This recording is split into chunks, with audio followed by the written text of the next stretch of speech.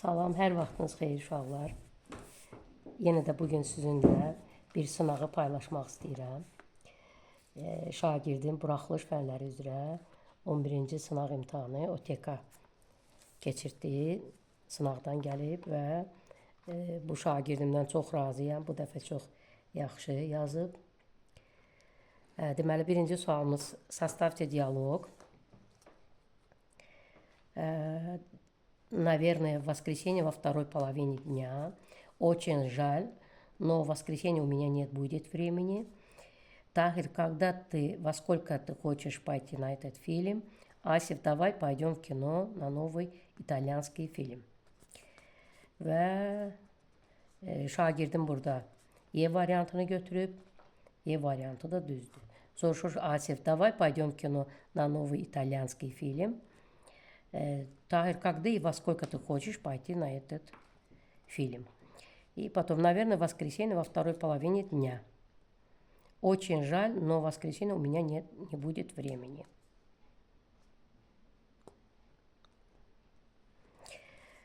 İndi 57-ci suala baxırıq. Ukажите antonim slova частый.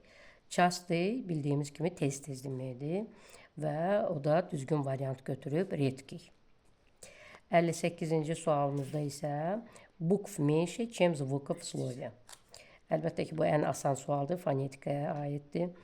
Biz bilirik ki, ye, yo, yu, ya hərfləri sözün əvvəlində, sahiddən sonra və məhkki znakdan, tverdi znakdan sonra iki səs verir. Bu yubiley sözündə də sözün əvvəlində gəldiyinə görə burada hərf az, səs isə çoxdur. 59-cu sualımızda какое слово объяснено неверно? Hansı söz düzgün izah olunmayıb? Və burada da yenə də düzgün götürüb şagirdim. Прилагательный, главный член предложения. Прилагательный sifətdir. Часть reyçi gedir, samostoятельная часть reyçi gedir. Burada isə cümlənin baş üzvü kimi. Əlbəttə ki, bu səhvdir və səhvi şagirdim düz tapıb.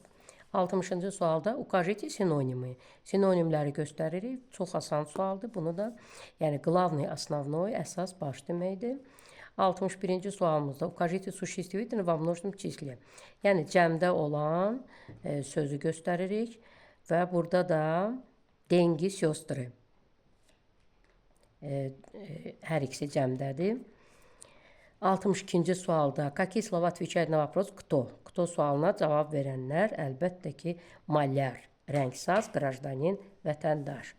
63-cü sualda со словом юноша употребляется слово.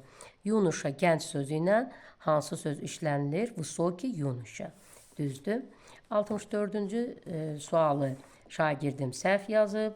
Ona görə onu biraz dalladım. Çünki biz elə indilərdə padejləri, ismin hallarını keçirik. Ancaq biraz səhvlik eləyib. Budur. O B variantını götürüb, düzgün variant isə C variantıdır. Мы подошли к филармонии. Туристы долго ходили по музею и выполнили задание учителя.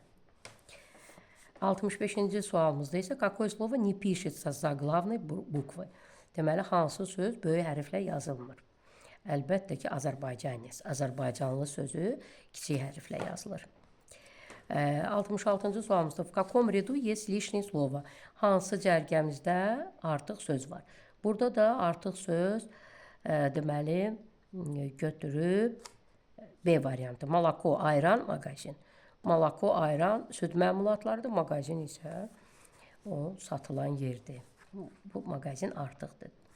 67-ci sualımızda kişi cinsinə aid olan sözləri seçib və burada da düz seçib 5 dənədir. Spektakl, fanar, put, gost, dень.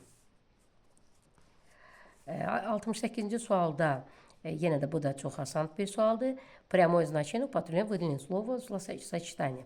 Deməli, burada прямое значение nədir? Həqiqi mənada.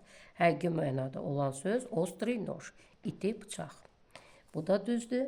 69-cu sualda только в единственном числе употребляется существительное. Burada da время və серебро sözünü götürüb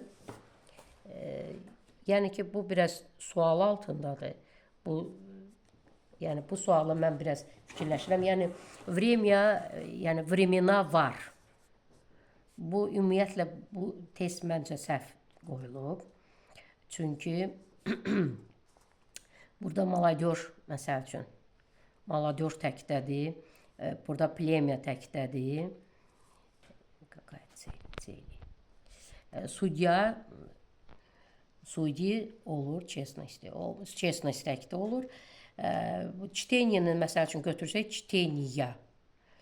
Железо təkdədir. Ümumiyyətlə nəsə indi bu biraz sual altındadır. Ancaq время serebronu götürüb uşaq.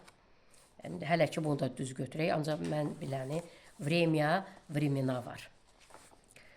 70-ci sualımızda da düzgün yazıb, yəni к женскому роду относится существительные. Qadın cinsinə olan sözləri düzgün tapıb. Yel, titrat, крепость. Bəli, bunlar 1, 3, 5 C variantı.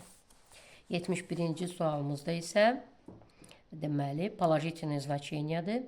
Yəni müsbət mənası olan müsbət sözlərdir. Yəni şəsti, доброта, xoşbəxtlik, xeyirxahlıq. Bu da düzdür. Bu qədər uşaqlar.